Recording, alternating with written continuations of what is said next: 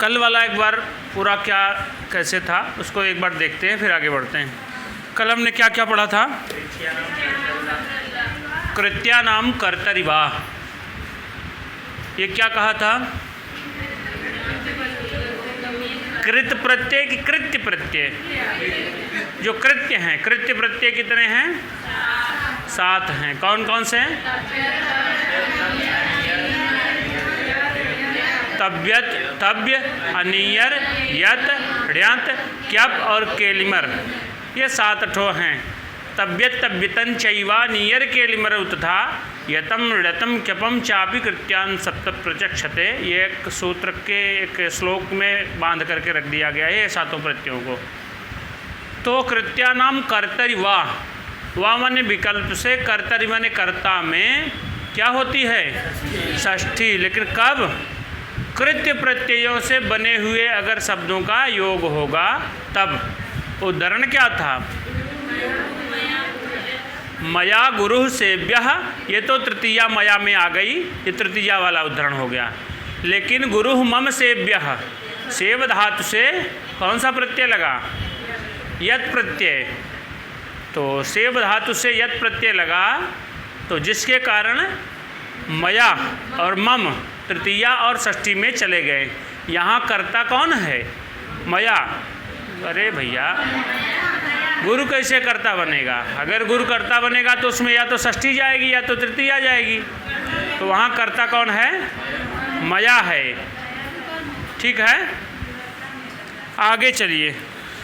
दूसरा उदाहरण, दूसरा सूत्र क्या था? षष्ठी च अनादरे। षष्ठी च अनादरे। अनादर अर्थ द्योतित होने पर क्या होती है? षष्ठी च। षष्ठी विकल्प से होती है और सप्तमी भी। कल आपने बताया था, चर्चा किया था कि ये प्रश्न वहाँ पूछा गया था राजस्थान में ना। हाँ, सुनिए, वहाँ सप्तमी विकल्प से नहीं मानने के बजाय षष्ठी विकल्प से मानी गई है। सप्तमी तो पूर्व रूप में पहले से ही सिद्ध है। मैं कई पुस्तकों में देखा, वहाँ क्लियर कट किसी द्वारा नहीं लिखा गया है। बाद में यही समझ में आता है कि जो यश च भावेन भाव लक्षणम है वो पहले से ही सिद्ध है, तो इसलिए च कह देने से सप्तमी का बोध होता है, लेकिन विकल्प से षष्ठी का ही बोध कराने का भाव है वहाँ। आपने बताया था शायद षष्ठी ही माना है ना, मुझे याद नहीं वो चीज़ कि षष्ठी माना था कि या सप्तमी। तो अनादर अर्थ द्योतित होने पर क्या होता है? षष्ठी और सप्तमी दोनों विभक्तियाँ होती हैं, लेकिन अनादर अर्थ नहीं द्योतित होगा तब उस जगह पर जो यश च भावेन भाव लक्षणम है उसका प्रवर्तन दिखाई देगा साफ साफ। लेकिन जब षष्ठी च अनादरे की बात आएगी तो यश च भावेन भाव लक्षणम को इसके साथ जोड़ करके पढ़ा जाएगा। तब होगा कि जिस क्रिया के अनंतर किसी दूसरी क्रिया का होना पाया जाता है और उसमें अनादर भी दिखाई दे रहा है, तो ऐसी स्थिति में षष्ठी और सप्तमी दोनों विभक्तियों का प्रयोग हो जाता है। कहाँ? पूर्व वाली क्रिया में। उदाहरण क्या था? पश्यतः अपि राज्ञः पश्यत्यपि राज्ञी द्विगुणम अपहरन्ति धूर्ताः। धूर्ताः द्विगुणम अपहरन्ति। धूर्त लोग, मूर्ख लोग, जो मूर्ख नहीं बल्कि कहा जाए तो ये धूर्त माने वंचक, जो धोखा देने वाले हैं लोग, ऐसे लोग द्विगुणम अपहरन्ति, 2 गुना हर ले जाते हैं, 2 गुना चुरा ले जाते हैं। तो कैसे, किस अवस्था में होने पर? पश्यतः अपि राज्ञः, राजा के देखते रहने पर भी, और पश्यत्यपि राज्ञः, राजा के देखते, जो उसमें सप्तमी एक बार हुई, एक बार षष्ठी का प्रवर्तन देखा गया। कोई डाउट? और दूसरा उदाहरण क्या था? रुदतः पुत्रस्य या रुदति पुत्रे वा वनम प्राव्राजीत। वन को चला गया। कब? जब बालक रो रहा था। तो यहाँ बालक के रोने पर उसका अनादर किया जा रहा है, उसको समझाया बुझाया या चुप नहीं कराया जा रहा है। इस कारण से रुदतः पुत्रस्य, रुदतः में षष्ठी और पुत्रस्य में भी षष्ठी का विधान हुआ, और रुदति पुत्रे इसमें दोनों में सप्तमी का विधान किया गया। क्यों? चूँकि ये पूर्वकालिक क्रिया है, बालक पहले रो रहा है, उसका अनादर करके वो वन में चला गया। कोई आगे चले। अब अगला है निवारयतोपि पितुः निवारयत या पितरी वा अध्ययनम परित्यक्तवान। निवारयतः अपि पितुः, पितुः में कौन सी व्यक्ति है? यहाँ षष्ठी व्यक्ति है। क्यों? क्योंकि जो ये है षष्ठी च अनादरे, इससे पिता का अनादर अर्थ द्योतित हो रहा है। निवारयतः में भी षष्ठी है और पितुः में भी षष्ठी है, और निवारयति और पितरी इन दोनों में सप्तमी है। षष्ठी और सप्तमी दोनों विभक्तियों का प्रयोग हुआ। कब? जब बाद में दूसरी क्रिया का होना पाया जाता है। दूसरी क्रिया क्या हो रही है? अध्ययनम परित्यक्तवान, अध्ययन को छोड़ दिया ना। चलिए, इसमें बस यही थे। और एक तो ये दवदहन जटा ज्वाला ऐसे करके था, वहाँ जो भूरुहाणाम में है, भूरुहाणाम माने क्या होता है? भूरुहाणाम, भू माने पृथ्वी पर, रुह माने उगने वाले, निकलने वाले जो हैं। तो यही भूरुहाणाम माने जो वृक्ष हैं, वृक्ष या लताएं जो भी हैं उनकी बात की जा रही है। इनके विशेषण क्या है? मलायताम, परिगरित, लता नाम, और ऊपर दवदहन ज्वाला ऐसे करके लिखा गया है। ये वाला, ये इसके विशेषण के तौर पर आए हैं। इसका अर्थवा आपको पता हो गया था ना। इसका अर्थवा यही था कि हे मेघ, तुम जो दव माने जंगल की आग से जल रहे हैं, और जो एकदम परिगलित लताओं वाले हैं, और जो एकदम मलिन होते जा रहे हैं यानी मुरझाए से जा रहे हैं, ऐसे भूरुहाणाम माने भू पृथ्वी पर उगे हुए वृक्षों का अनादर करके पर्वत श्रृंगेषु बहुजलम ददाति, ऐसा कुछ आया है। तो ढेर सारे जल को देते हो, लेकिन उस जंगल में जहाँ आग लगी है वहाँ तुम नहीं बरस पा रहे हो। यहाँ अनादर अर्थ दिखाई देना है। कहाँ? भूरुहाणाम इत्यादि में। आगे है, आज जो चलना है वो वाला सूत्र है जासि निप्रहण नाटक क्राथ पिशाम हिंसायाम। सूत्र क्या है? जासि निप्रहण नाटक क्राथ पिशाम हिंसायाम।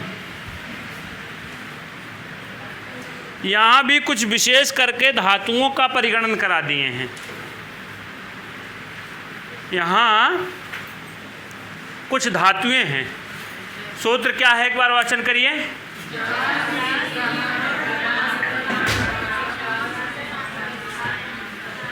जासि निप्रहण नाटक क्राथ पिशाम हिंसायाम।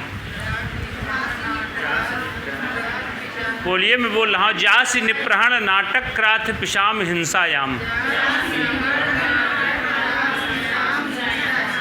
थोड़ा तेज़ से बोलिए, 50 लोग हैं, कम से कम इतनी आवाज़ जाए कि जो भाई ऑनलाइन देखते हैं उनको पता चले कि बोल रहे हैं लोग। नहीं तो आप लोग बोलवा ही नहीं करते हैं, कौन डिस्टर्ब हो जाता है।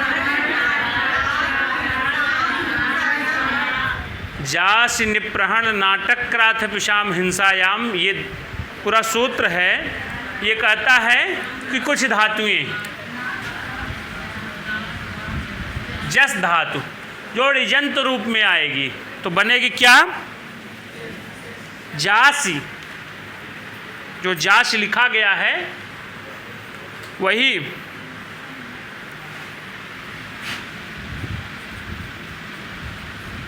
ये ऋजंत अवस्थाओं में आएगी तो जास बना।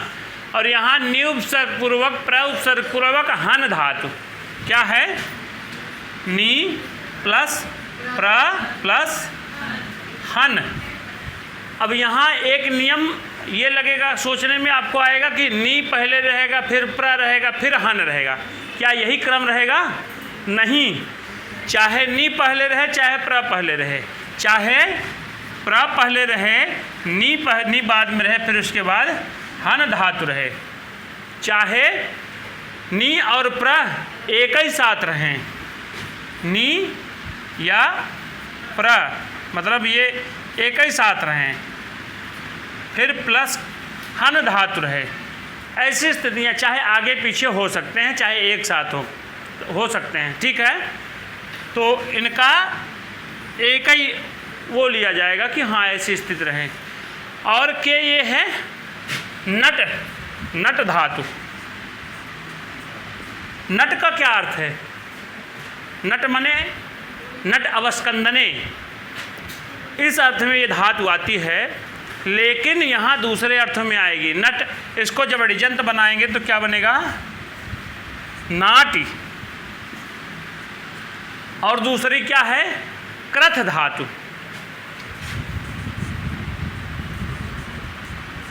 ये भी ऋजंत होकर के क्राथ ऐसा कुछ बन करके आएगा। ऋजंत होने पर ये कृथ धातु आएगी। और कहते हैं कि पिस धातु, पिस संचूर्ण,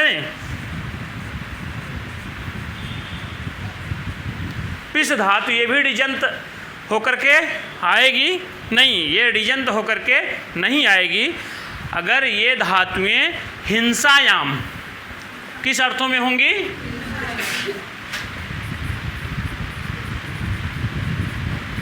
अगर ये हिंसा अर्थ में आएंगी तो क्या होगा? इसके जुड़े हुए जो कर्म हैं वहाँ शेषत्व की विवक्षा में षष्ठी होगी। अब यहाँ षष्ठी शेष की बात चल रही है, इसके पहले जो कर्म कारक इत्यादि विभिन्न प्रकार के प्रतिपद शेष विभक्ति का विधान चल रहा था, उससे भिन्न टाइप का ये कुछ दिखेगा। तो इन धातुओं यानी जास धातु, जस धातु है, और निउपसर्ग पूर्वक प्रउपसर्ग पूर्वक हन धातु आवे, अथवा नट धातु आवे, अथवा कृथ धातु आवे, अथवा पिस धातु आवे, इतने प्रकार की धातुएं आवें तो इनके बने हुए शब्द के योग में जो कर्म है उस कर्म में शेषत्व की विवक्षा में अथवा और क्या संबंध मात्र की विवक्षा में कौन सी विभक्ति होगी? षष्ठी विभक्ति होगी। कोई डाउट? ये पूरा सूत्रार्थ समझ में आया? ये कहता है कि जास निप्रहण नाटक क्राथ पिशाम हिंसायाम, यानी जस धातु हो, जस ये धातु होवे, और नि उपसर्ग पूर्वक प्रउपसर्ग पूर्वक हन धातु हो, अथवा नाट धातु होवे, कृथ धातु होवे और पिस धातु होवे, और किस अर्थ में? हिंसा अर्थ में। तो कर्म में शेषत्व की विवक्षा में षष्ठी विभक्ति हो। सूत्रार्थ समझ में आया? यानी जास धातु हो, निउपसर्ग पूर्वक प्रउपसर्ग पूर्वक हन धातु आवे, और नट धातु आवे, कृथ धातु आवे और पिस धातु आवे। ये किस अर्थ में रहें? इनका अर्थ हिंसा के रूप में अवस्थित होगा, तभी इनसे जो जुड़ा हुआ कर्म है उसमें शेषत्व की विवक्षा में षष्ठी हो जाएगी। ठीक है। अब शेषत्व की विवक्षा में षष्ठी कहने का कारण क्या था? इसका कारण ये था कि समास न हो जावे, बस। क्या कारण रहा? अभी दिखाएंगे। उदाहरण क्या है इसका? इसमें फिर देख लीजिए क्या लिखे हैं। हिंसार्थक जस यानी ऋजंत होकर के आवे, निउपसर्ग पूर्वक तथा प्रपूर्वक हन धातु आवे। नी और प्र पहले रहें चाहे बाद में रहे, चाहे दोनों एक ही साथ आवें, कोई भी कंडीशंस इसमें लागू नहीं हैं। चाहे एक साथ आ जावें, चाहे आगे पीछे आ जावें, कैसे भी आ सकते हैं। और कृथ धातु जो ऋजंत होकर के क्राथ रूप में आएगी। और क्या है? नट धातु ऋजंत होकर के आए तथा पिस धातुओं के कर्म में षष्ठी होती है शेषत्व की विवक्षा में। यहाँ लिखे नहीं, लेकिन शेषत्व की विवक्षा अपने से जोड़ दीजिए तो वहाँ देखेंगे तो शेषत्व की विवक्षा में षष्ठी होती है। अब उदाहरण है, अब ये जस इसके उदाहरण में क्या लिखा गया है? निजौ जसो जासयितुम निजौ जसो जासयितुम जगद्रुहाम।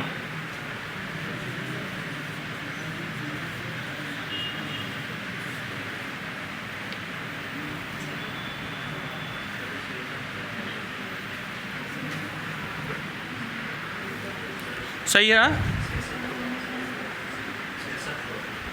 शेषत्व मतलब जो षष्ठी से आया था वो कहा था कि कारक प्रातिपदिकार्थ से भिन्न जो होवें, संबंध मात्र जिसको कहा गया है, वही संबंध ही तो शेष बचता है। संबंध बताने की विवक्षा होती है, उसी स्थान पर षष्ठी का प्रयोग किया जाता है, तो वही शेषत्व होता है। अच्छा हाँ, एक दिन YouTube पर किसी बालिका ने पूछा था कि सर स्वार्थ क्या होता है। स्वार्थ कहते हैं ना कि स्वार्थ में कन प्रत्यय, स्वार्थे कन। स्वार्थ का अर्थ यही होता है, जैसे बाल का अर्थ क्या होता है, कोई बालक, कोई बच्चा, तो बालह से भी अर्थ होता है बालक, और बालकः से भी जैसे है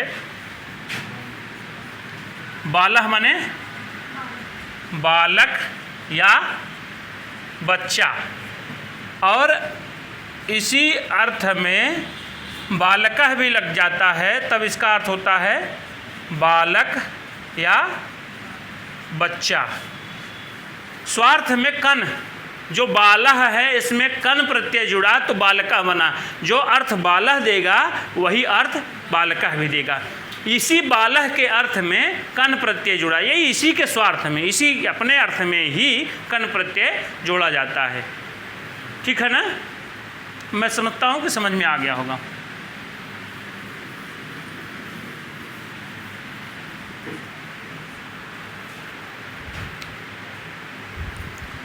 आगे क्या है? आगे ये जास धातु जो जस धातु के रूप में आया है डिजंत बन करके, उसका उदाहरण देखते हैं। निजौ जसोज्जा सैतुम जगद्रुहाम। यहाँ जगद्रुहाम ये क्या है? जगत के द्रोहियों को। हाँ, यहाँ एक ठो संधि हो गई है। कौन बताएगा वो संधि कौन सी है? जस्तु संधि। कैसे भाई भैया जस्तु संधि?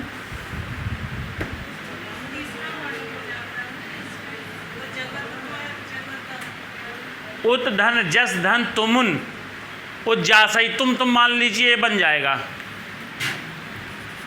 उत उपसर्ग पूर्वक जस धातु से फिर अड़िच लगा, फिर तुमुन लगा। मान लीजिए ये है तो उज्जासई तुम बन गया। उज्जासई तुम ये लिखा गया है, और ये इसमें क्या है? निजौ जसो,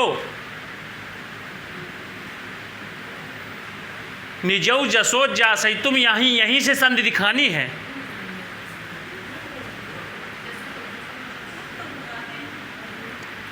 अरे भैया निजौ जसो उत धन, यहाँ संधि का नहीं पूछ रहा हूँ मैं, उत उपसर्ग पूर्वक जस से नहीं पूछ रहा हूँ मैं। यह ता है, ये ज है, तो कौन सी संधि लगेगी? उत तकार है, बाद में चवर्ग का जकार है। उत जस तो होगा कि च्युत होगा? सकार तवर्ग का ये वर्ण है और ये सकार चवर्ग का है, तो इस ता के स्थान पर क्या बन जाएगा? तब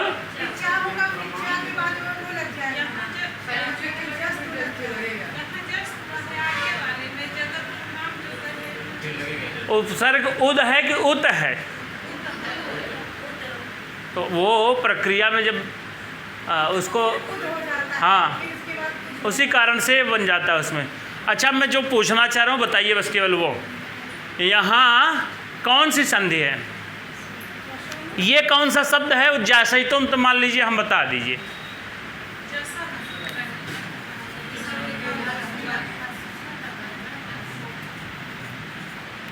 उज्जासई तुम मान लीजिए हम बता दिए। इधर वाला वो बता दिए शब्द, अर्थ इसका पढ़ लीजिए। हाँ, अब ये हम नहीं, निजौ जसा होगा, बदवा में हस च कैसे लगेगा, तो स्वर है। क्या बताइए गुण होगा, किसने बताया गुण होगा?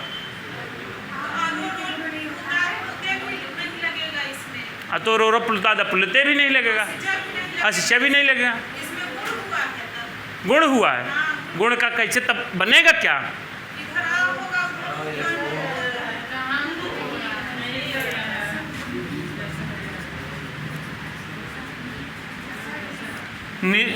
निजौ जस जसा, यही होगा निजौ जस धन उज्जासई तुम। तो निजौ जस ये रुपवा कहाँ बनता है? अर्थवा पढ़िए, उसी अर्थवा में छिपा हुआ है।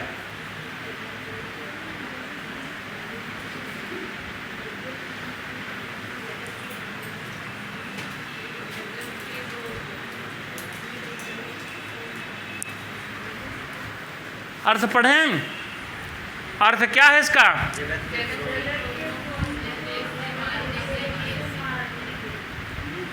कहते हैं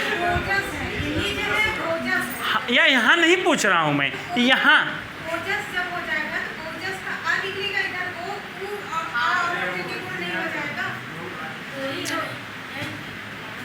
अरे भैया मार किससे रहे हैं?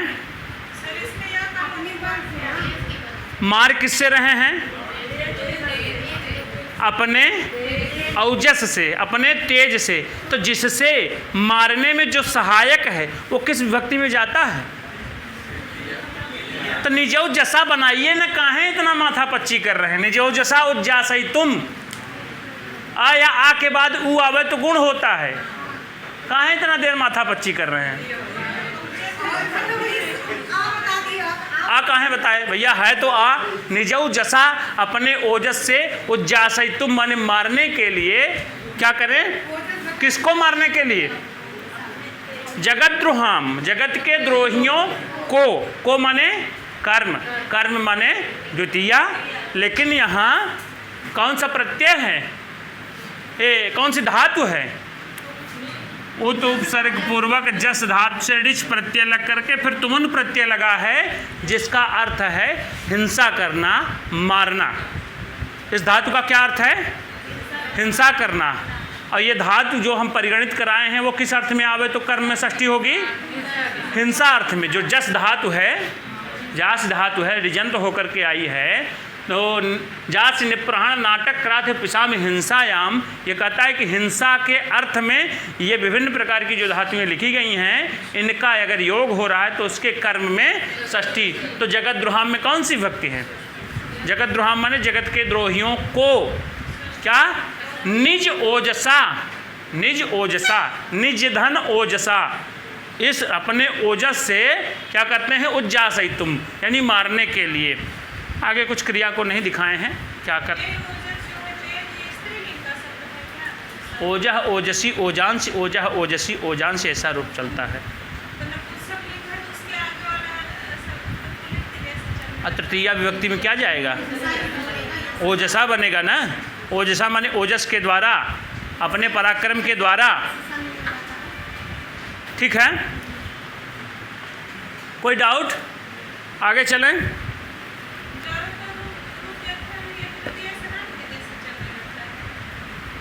तृतीया से राम के जैसे रूप चलने लगता है। तो यहाँ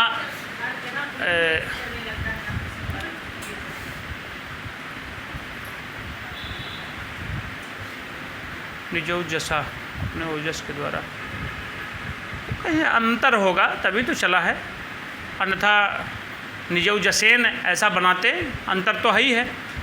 अब वो देखना पड़ेगा कि इसका रूप और किस तरीके से।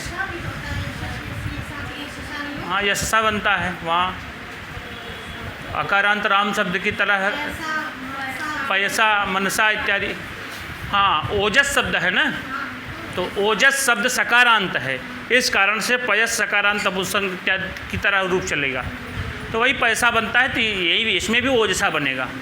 ठीक है ना? आगे चलें, ये समझ में आया यहाँ? हाँ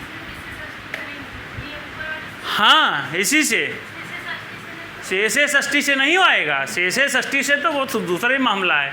यहाँ मूल बात यह है कि हिंसा के अर्थ में यदि जस धातु का प्रयोग है तो उसके जो कर्म हैं उसमें षष्ठी हो जाए, शेषत्व की विवक्षा होने पर, शेषत्व की विवक्षा होने पर ही षष्ठी होगी, अन्यथा यहाँ द्वितीया भी रह जाएगी, कोई डाउट नहीं है ना। अगर शेषत्व की विवक्षा नहीं है हमारी तब द्वितीया ही रह जाएगी, कोई गलत नहीं होगा। हाँ, षष्ठी की अविवक्षा में इतना कहना पड़ेगा, अगर द्वितीया की विवक्षा है तो द्वितीया ही कहेंगे, ठीक है। हाँ, जगत द्रोहाम, जगत के द्रोहियों को, जगत के द्रोही की एक दो थोड़ी हैं, ढेर सारे जगत द्रोही हैं। आगे चलें, चलिए अगला उद्धरण है, इसका अर्थ क्या लिखे हैं, ये कहाँ आया है, किस प्रकरण में। माघ काव्य किसको कहा गया है? माघ काव्य, जैसे भट्ट काव्य, भट्ट काव्य किसका है?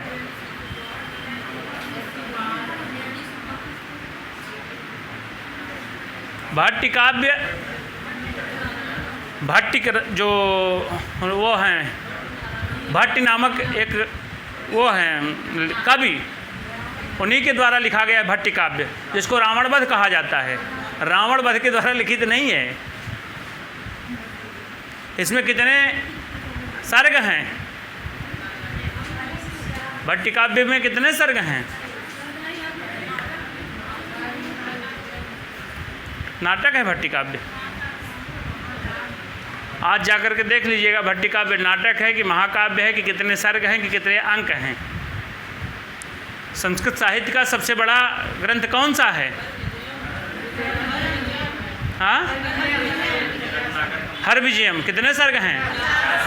हाँ ठीक, किसकी रचना है? बहुत अच्छा। ये श्लोक है, निजौ जसोज्जासयितुं जगद्द्रोहाम उपाजिहिताः न महीतलम यदि। तो जो भी है आप जानते रहिए, गलत ना होने पाए परीक्षा में पूछा जाए तो हो सकता है झारखंड में पूछ दिया जाए।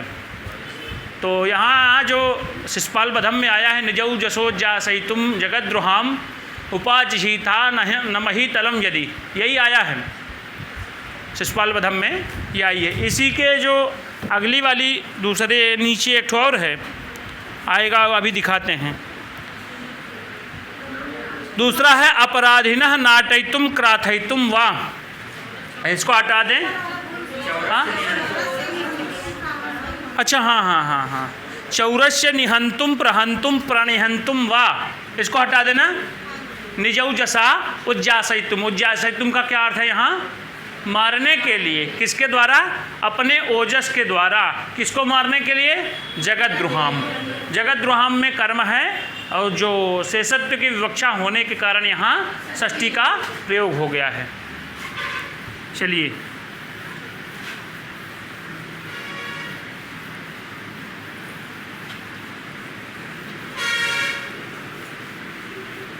चौरस्य क्या है? अब ये इनका रूप देखना, निउपसर्ग पूर्वक प्रउपसर्ग पूर्वक हन धातु, अथवा प्रउपसर्ग पूर्वक निउपसर्ग पूर्वक हन धातु, या नी प्र एक ही साथ हमें। तो पहला उदाहरण क्या है? चौरस्य निहंतुम, यहाँ निउपसर्ग पूर्वक हन धातु, केवल अकेले निउपसर्ग पूर्वक हन धातु है। निहंतुम, यहाँ नी है, इसके बाद हन धातु है, फिर तुमुन प्रत्यय है। तो चौर यहाँ क्या है? कर्म है कि कर्ता है, करण है कि संप्रदान है कि अपादान है? इसका अर्थ है कि चोर को मारने के लिए। तो यहाँ निहंतुम इस शब्द, इस पद का क्या अर्थ निकल रहा है? मारने के लिए। यहाँ किस अर्थ में आई है? हिंसा अर्थ में। इसमें कौन सी धातु है? हन धातु। तो क्या यहाँ हन धातु आई है? हन। इस कारण से चौरस्य जो कर्म है उसमें षष्ठी हुई। कोई डाउट? अगला चौरस्य प्रहंतुम, यहाँ निहंतुम अंत में है तो मकार रहेगा ना। तो चौरस्य प्रहंतुम, प्रहंतुम में क्या है, कौन सी धातु है? प्राउपसर्ग पूर्वक हन धातु से तुमुन प्रत्यय। तुमुन प्रत्यय किस अर्थ में आता है? के लिए अर्थ में आता है। जैसे अब इसका क्या अर्थ बनेगा? चौरस्य प्रहंतुम, चौरस्य माने चौर को, प्रहंतुम माने मारने के लिए। यहाँ प्रउपसर्ग पूर्वक हन धातु से तुमुन प्रत्यय है, तो यहाँ हन धातु आई है और यहाँ भी हन धातु आई है। तो यहाँ प्रउपसर्ग पूर्वक, यहाँ ना कि प्रउपसर्ग पूर्वक या निउपसर्ग पूर्वक या अकेले निउपसर्ग पूर्वक या दोनों एक ही साथ आ जाएं, अनेक प्रकार से हो सकते हैं। तो हन धातु आई है तो एक किसके साथ आई है? प्रउपसर्ग के साथ। तो इसका अर्थ क्या है? मारना। और यहाँ किस अर्थ में बताया गया है? हिंसा अर्थ में। इसके कारण जो इसका कर्म है चोर, चोर को मारने के लिए, तो चोर जो कर्म है उसी में षष्ठी का विधान किया गया है, शेषत्व अथवा संबंध मात्र की विवक्षा में। कोई डाउट? इसको शेषत्व की विवक्षा में क्यों कहा गया है? अब देखिए, जैसे चौरस्य निहंतुम, चौरस्य माने चौर को, निहंतुम माने मारने के लिए, कहीं ये समास में न चला जाए, चौर निहंतुम ऐसा कुछ ना बन जाए, इसी कारण से यहाँ षष्ठी दिखाने का भाव विशेष रूप से था। ठीक है, आगे क्या उदाहरण है? इसी में चौर एक और होगा, चौरस्य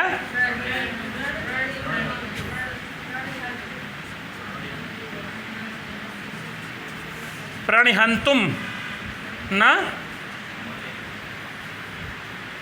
क्या करें? इसमें हंत दिए हैं केवल।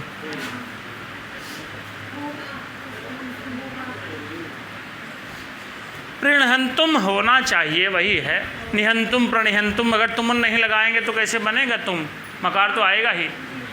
तो चौरस्य प्रणिहंतुम, प्रउपसर्ग पूर्वक निउपसर्ग पूर्वक हन धातु से कौन सा प्रत्यय लगा है? प्र, और निउपसर्ग पूर्वक हन धातु आई है, फिर तुमुन प्रत्यय आया है ना। यहाँ देखिए प्र और नी एक ही साथ आ गए हैं, और यहाँ अकेले अकेले आए हैं दोनों में, इन दोनों में अकेले प्र आया है, अकेले नी आया है, और यहाँ एक ही साथ आ गए तो प्रणिहंतुम बन गया। तो प्रणिहंतुम का क्या अर्थ है? प्रकृष्ट रूप से मारने के लिए, किसको? चोर को। तो जो ये चोर कर्म है उसमें शेषत्व की विवक्षा में, संबंध मात्र की विवक्षा में षष्ठी हुई। कोई डाउट? हटाएं इसको। अब बचा क्या है? नट, कृत और पिस, इन तीनों धातुओं का उदाहरण हमको देखना है।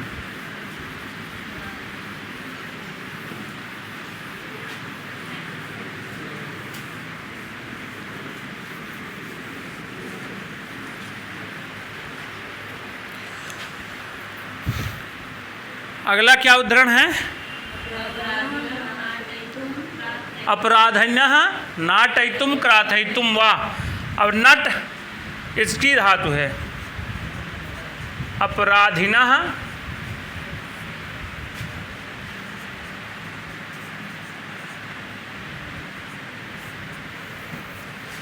अब यहाँ नाटयितुम में कौन सी धातु है, कौन सा प्रत्यय है? नट धातु है, ऋच प्रत्यय भी लगा है और तुमुन प्रत्यय लगा है ना। नट धातु है, ऋच प्रत्यय है, फिर तुमुन प्रत्यय जुड़ा है, तो इसका अर्थ हुआ है मारने के लिए ना। तब जब इसका अर्थ मारने के लिए हो गया तो हनन व्यापार दिखाई दे रहा है, हिंसा की जा रही है, तो ये धातु कौन सी है? नट। और यहाँ भी नट धातु, ये नाट धातु प्रयोग में आया है। इस कारण से किसको मारने के लिए? अपराधियों को। अपराधी यहाँ क्या है? कर्म है, और इसी कर्म में षष्ठी का विधान कर दिया गया है। क्यों? नट धातु यहाँ हिंसा अर्थ में विराजमान है, यहाँ इसका अर्थ है मारने के लिए, तो इस अर्थ में आई है। अतः एवं ये इसका जो कर्म है, जो वहाँ बताया कर्म में शेषत्व की विवक्षा में, संबंध मात्र की विवक्षा में षष्ठी होती है। तो शेषत्व या संबंध मात्र की विवक्षा में अपराधीन मूल प्रातिपदिक क्या है? अपराधीन। इसका रूप कैसे चलेगा? अपराधी, अपराधिनौ, अपराधिनः, ऐसे करके पंचमी और षष्ठी एक वचन में भी अपराधिनः अपराधिनः बनेगा। ठीक है ना? चलिए अब कृत धातु का, कृत धातु का क्या अर्थ है? वो उदाहरण बताइए।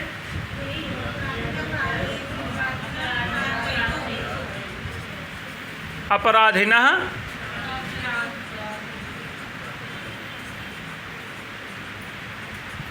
अपराधिनः क्राथयितुम, इसका उदाहरण कृत धातु वाला है। कृत, यहाँ क्राथयितुम में कौन सी धातु है? कृत धातु है, ऋच प्रत्यय है और तुमुन प्रत्यय है। यहाँ स्वार्थ में ऋच लग रहा है ना, तो कृत धातु है जो किस अर्थ में आ रही है? हिंसा अर्थ में। तो अपराधियों को क्राथयितुम माने मारने के लिए, हनन करने के लिए, उनका विनाश करने के लिए, ऐसा कुछ इसका अर्थ बनेगा। तो किसको मारने के लिए? अपराधियों को। अपराधियों को माने कर्म, किसको मारने की बात की जा रही है? अपराधियों को। तो यहाँ कृत धातु का प्रयोग है, यहाँ नट धातु, दोनों ये धातुएं हिंसा, ये जितनी भी धातुएं हैं, चाहे जस आवे, न्यू उत्सर्ग पूर्वक, पर उत्सर्ग पूर्वक, हन धातु आवे, चाहे नट धातु आवे, चाहे कृत धातु आवे, चाहे पिस धातु आवे, ये सारी की सारी धातुएं हिंसा अर्थ में होंगी, तभी इसके कर्म में षष्ठी का विधान किया जाएगा। कोई डाउट? चलिए अगला उदाहरण इसका पिस वाला बता दीजिए। क्रमेण पेष्टुम भुवनद्विषामपि, ये भी सिर्फ वहीं का है, शिशुपाल बधम का।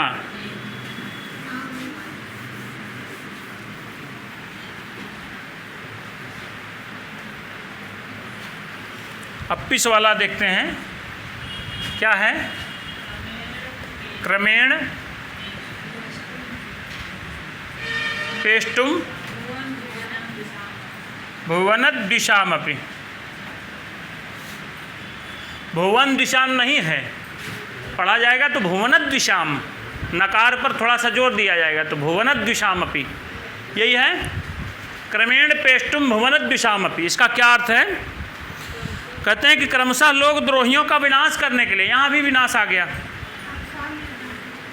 अच्छा हाँ, क्रमेण पेष्टुम भुवनद्विषामपि, क्रमेण मने क्रम से, किसको पीसने के लिए, किसके विनाश के लिए? भुवनद्विषाम। भुवनद्विषाम में कौन सी व्यक्ति है? षष्ठी एक वचन, अच्छा बहुवचन है। हाँ हाँ, षष्ठी व्यक्ति बहुवचन है, बदवा में अप है, इसके कारण मकार को मकार ही रह गया, तो भुवनद्विषामपि बन गया। यहाँ पिस धातु से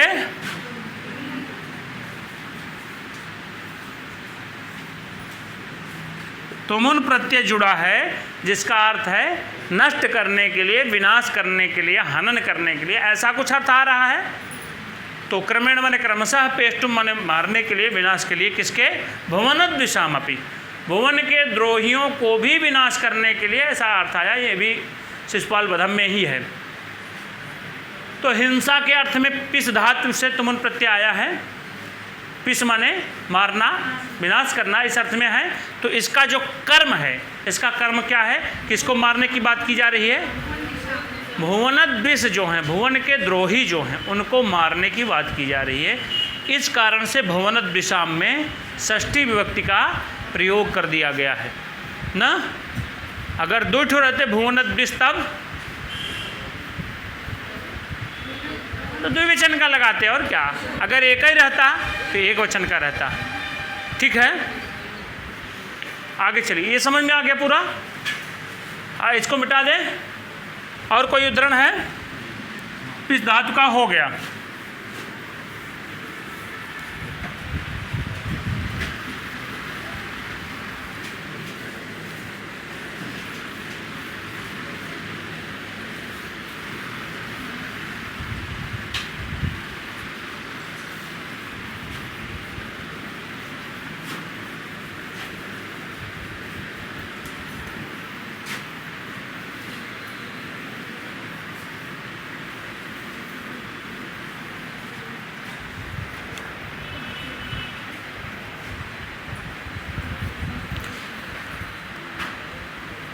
ये सूत्र पूरा समझ में आ गया। जास निप्रहण नाटक क्राथ पिशाम हिंसायाम, ये कहता है कि जास धातु का प्रयोग होवे तो ऋजंत होकर के, मूल रूप है जस, और जब ऋजंत होकर के बनी तो जास बन गई, और जास होगा निउपसर्ग पूर्वक प्रउपसर्ग पूर्वक हन धातु आवे अथवा नट धातु आवे जो ऋजंत होकर के नाट के रूप में आएगा, और क्रथ धातु और पिस धातु, ये धातुएं अगर किस अर्थ में आवे? हिंसार्थ में। हिंसार्थ में अगर ये अवस्थित हैं तो इनका जो कर्म होगा उसमें शेषत्व की विवक्षा में, संबंध मात्र की विवक्षा में षष्ठी हो जावे। कोई डाउट? आगे चलते हैं। अगला सूत्र है व्यवहृपणोः समर्थयोः।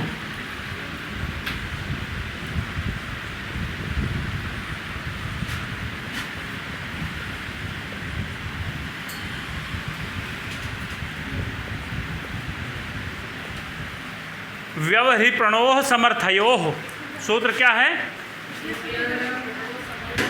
सूत्र क्रमांक गलत दिया है। हाँ, वकार इसमें बना दीजिए। व्यहरियो केवल लिखे हैं, व्यहृपणोः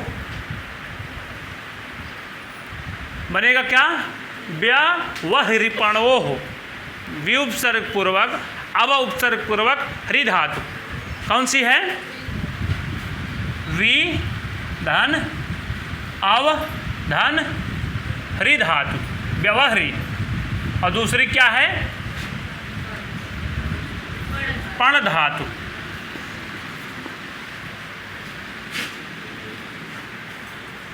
ये दोनों धातुएं समर्थयोः, समान अर्थ में आवें। व्यवहारी का क्या अर्थ है? क्रय विक्रय करना या व्यवहार करना या लेन देन करना। अब पण धातु का क्या अर्थ है? जुआ में कुछ दांव लगाना या उसमें लेन देन करना, व्यवहार करना। ये दोनों अर्थ समानार्थक में आती हैं ये दोनों धातुएं, वि उपसर्ग पूर्वक अव उपसर्ग पूर्वक हरि धातु से। तो इसमें क्या बनता है? व्यवहरी, ये बन जाती है धातु ना, और ये पण धातु है। तो इन दोनों धातुएं समर्थयोः माने समान अर्थों में होती हैं। तो क्या होता है? षष्ठी का प्रयोग होता है, लेकिन कहाँ? कर्म में। इसमें भी शेषत्व मात्र की विवक्षा में या संबंध मात्र की विवक्षा का अनुवर्तन होगा, तभी होगा। तो क्या अर्थ बना इसका? व्यवहरी अथवा पण धातु यदि समान अर्थक हों, समान अर्थ में आई हों, समान अर्थक होती ही हैं, तो ऐसी अवस्था में उसके जो कर्म हैं उसमें षष्ठी विभक्ति होती है शेषत्व की विवक्षा में, संबंध मात्र की विवक्षा में। क्या लिखे हैं देखिए, समान अर्थ वाली वि उपसर्ग पूर्वक या अव उपसर्ग पूर्वक, दोनों एक ही साथ रहेंगे तब। ये नहीं कि वि अलग आ जाए अव अलग आ जाए, एक ही साथ आएगी यहाँ। वहाँ इसके पहले न्यू उपसर्ग पूर्वक पर उपसर्ग पूर्वक हन धातु के विषय में क्या था कि वो आगे पीछे अकेले स्वतंत्र रूप से आ सकती थी, लेकिन यहाँ एक ही साथ आएंगे। वी और अब ये दोनों हरि धातु के साथ आएंगे ही। तो कहते हैं कि ऐसी अवस्था में पण धातु, इन दोनों धातु व्यवहारी और पण धातुओं के कर्म में षष्ठी विभक्ति होती है। तो इसका अर्थ क्या हुआ? जुआ तथा क्रय विक्रय अर्थ में ये धातुएं समानार्थक होती हैं। जुआ खेलना और व्यवहार करना, लेन देन करना, कुछ मोल भाव मतलब पैसे देकर के कुछ लेना देना, ये किस अर्थ में आती हैं? दोनों समानार्थक हैं, व्यवहारी और पण। जुआ खेलना और व्यवहार करना इस अर्थ में समानार्थक हैं। इसका उदाहरण देखिए, उदाहरण में सब मामला क्लियर हो जाएगा। व्यवहारी वाला देखिए क्या है उदाहरण।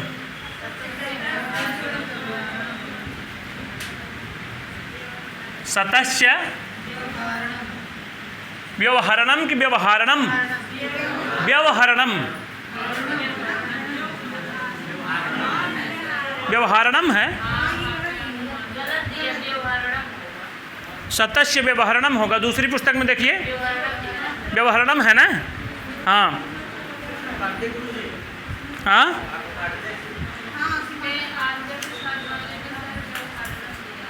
हम बता रहे हैं।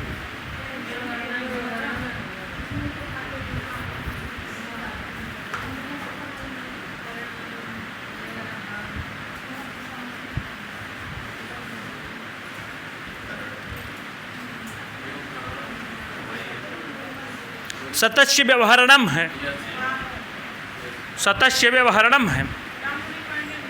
हाँ, तो व्यवहारणम नहीं, व्यवहरणम है। और दूसरा पण वाला सतस्य पढ़नम।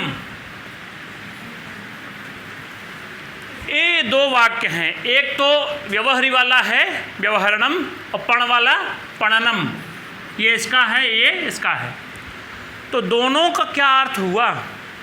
सतस्य माने 100 रुपये का, व्यवहरणम माने व्यवहार करता है। सतस्य पणनम 100 रुपये का जुआ इत्यादि में लगाने की व्यवहार करता है। दोनों का समानार्थक है। जो समर्थ यो है, दोनों का अर्थ ये है कि ये दोनों समानार्थक रूप में होंगी। तब कितने रुपए को माने कर्म को, कितने रुपए रूपी जो कर्म है वो कितना है? 100 रुपये को कहाँ लगाता है? व्यवहार में लगाता है, यहाँ जुए इत्यादि में व्यवहार में लगाता है। तो दोनों समानार्थक हैं, बिल्कुल समानार्थक हैं। चाहे इसका अर्थ, दोनों का अर्थ वही होगा, 100 रुपये का जुआ खेलता है या 100 रुपये का व्यवहार करता है। तो इस अवस्था में इसका जो कर्म है व्यवहरण और पण का, ये सत है। सत्कर्म होने के कारण इसमें शेषत्व की विवक्षा में कर्म में षष्ठी हुई है। कोई डाउट? क्या अर्थ है इसका? व्यवहारी और पण धातुएं अगर समानार्थक आती हैं, समानार्थक होती हैं, तो उस अवस्था में उनका जो कर्म है वो षष्ठी में हो जाए शेषत्व की विवक्षा में। कोई डाउट? कहते हैं कि परंतु इसी अर्थ में द्वितीया का भी प्रायेण प्रयोग दिख पड़ता है। जैसे पणस्य कृष्णाम पांचालीम, पणस्य माने व्यवहार करता कृष्णा, कृष्णाम, इसमें कृष्णाम में कौन सी व्यक्ति है? षष्ठी। लेकिन जो पांचालीम है वो क्या है? अर्थ देख लीजिए, पांचाल राज की कन्या द्रौपदी को, किसको लगा रहा है? द्रौपदी को। दांव पर रख दो, पांचाल राज कन्या। अच्छा, ये उस समय कहा गया होगा कि तुम जब सब कुछ हार चुके हो तो द्रौपदी को ही दांव पर लगा दो, ऐसा कुछ कहा गया होगा। ये कौन कह सकता है?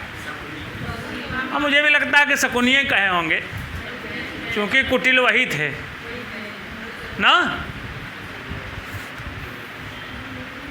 तो कृष्णाम में कौन सी विभक्ति है?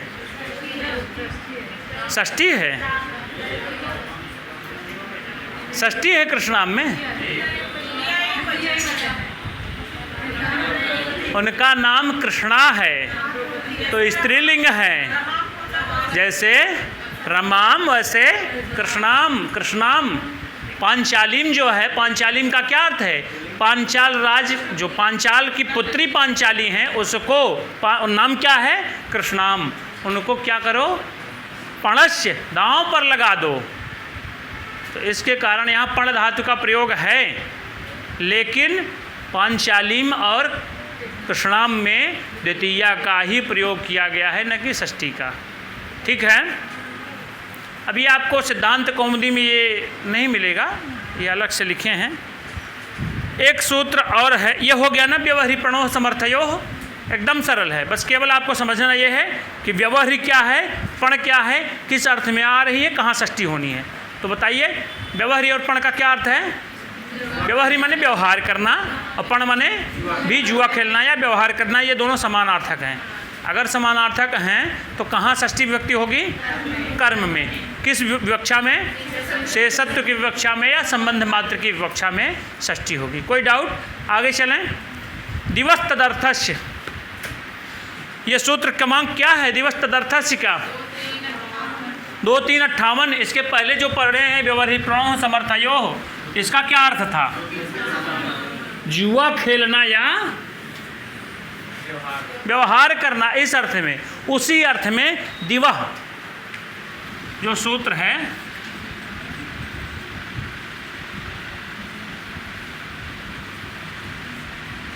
दिवस तदर्थस्य, यही है ना। इसका क्रमांक क्या है? 2-3-58, 2-3-57। इसका क्रमांक 57 है, इसका क्रमांक 58 है। तो दिव धातु का अर्थ क्या है जानते हैं आप लोग? जुआ खेलना। और यहाँ भी जुए खेलने संबंधी कुछ बात आई है। तो यही दिव धातु अगर तदर्थ में हो, तदर्थ माने वही व्यवहार करना या जुआ खेलने अर्थ में हो, तब क्या होगी? तो उसका जो कर्म है शेषत्व या संबंध मात्र की विवक्षा में षष्ठी हो जावे, यही कहा है। तो उदाहरण क्या है देखिए, ये इसका कहते हैं कि उसी अर्थात, उसी माने जो द्यूत यानी जुआ खेलना अथवा क्रय विक्रय रूपी व्यवहार में दिव धातु के जो कर्म में भी षष्ठी विभक्ति है, जैसे सतस्य दिव्यति। क्या इसका अर्थ है? उदाहरण सतस्य दिव्यति। सतस्य माने 100 रुपये को, दिव्यति माने लगा करके व्यवहार करके क्या करता है? जुआ खेलता है। तो यहाँ कितने रुपए को जुआ खेलने में उपयोग कर रहा है? 100 रुपये को माने कर्म। तो ये कर्म है, इसी में षष्ठी का प्रयोग कर दिया गया है सतस्य में। कोई दिक्कत? एकदम सरल है। और इसमें कोई उदाहरण बच रहा है? हाँ, कहते हैं कि परंतु दिव धातु उपर्युक्त अर्थ न होने पर, यानी जो ऊपर कहा गया है दिव माने जुआ खेलना या व्यवहार करना, ये दोनों समानार्थक में होंगी तभी होगा ये दिव धातु के कर्म में षष्ठी। अन्यथा परंतु दिव धातु उपर्युक्त अर्थ में न होने पर कर्म में द्वितीया, जैसे ब्राह्मणम दिव्यति।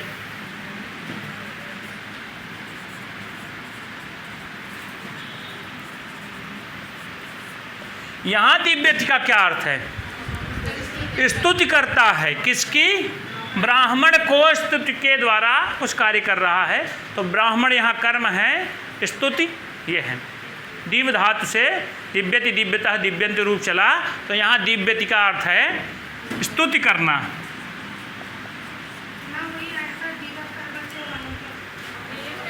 हाँ वही, ये जो दिवह साधकतम कारकम कर्म संगम स्यात्, दिवह कर्म च वो कहा था, और क्या बनाया था? तृतीया भी कर्म के साथ, पदवा में करण भी। कहाँ? हाँ, वहाँ केवल, रुक जाइए, वहाँ केवल उनके कहने का भाव कर्म था। यहाँ इनके कहने का भाव केवल संबंध मात्र की विवक्षा में षष्ठी है।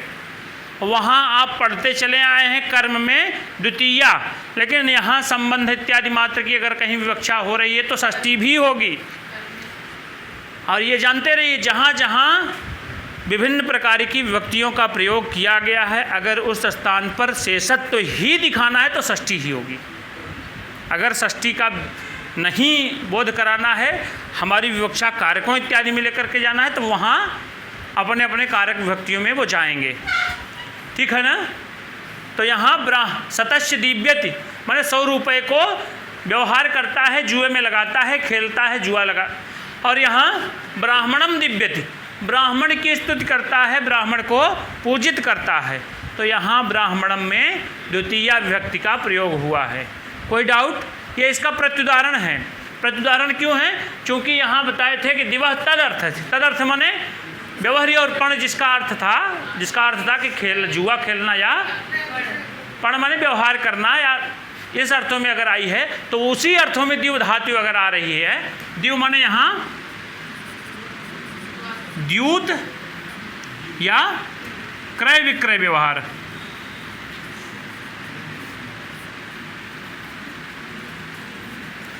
इसी अर्थ में आएगी तभी इसके कर्म में शेषत्व की विवक्षा में षष्ठी होगी।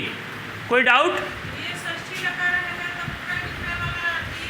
क्रय विक्रय या द्यूत यानी जुआ खेलना, इन अर्थों में आएगी अगर षष्ठी लगे रहेगी। द्वितीया तृतीया आएगी तब वो दिवह तदर्थ से, वो दिवह कर्म च उससे चला जाएगा। कोई दिक्कत? तभी तो ये कर्म बना है, तभी तो कर्म बना है। किसमें? वही तो बता रहे हैं, दिवह कर्म च, दिव धातु के साधकतम कारक की कर्म संज्ञा होती है। सतम दिव्यत भी बन जाएगा। 100 रुपये को ऐसा वो नहीं, वहाँ क्या था उदाहरण? अक्षय ही अच्छान, 500 से खेलता है या 500 को खेलता है। तो यहाँ सतस्य में षष्ठी हुई है, चूँकि ये शेषत्व की विवक्षा दिखानी थी और दिव धातु का अर्थ है जुआ खेलना। कोई डाउट? इसको मिटाएं। चलिए, हाँ, वहाँ साधन दिखाना विशेष रूप से विवक्षित था, और जुआ खेलने में जो सबसे ज़्यादा साधकतम है उसको भी दिखाने की विवक्षा थी।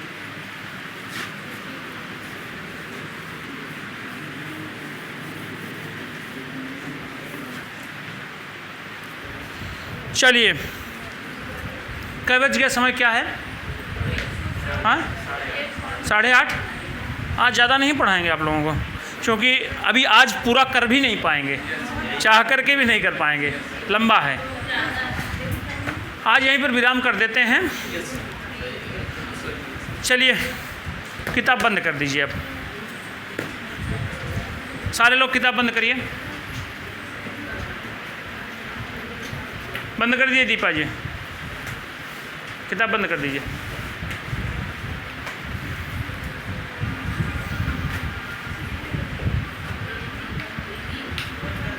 किताब या मुंद बंद कर दीजिए। हाँ भाई, वो तो हो ही करेगा।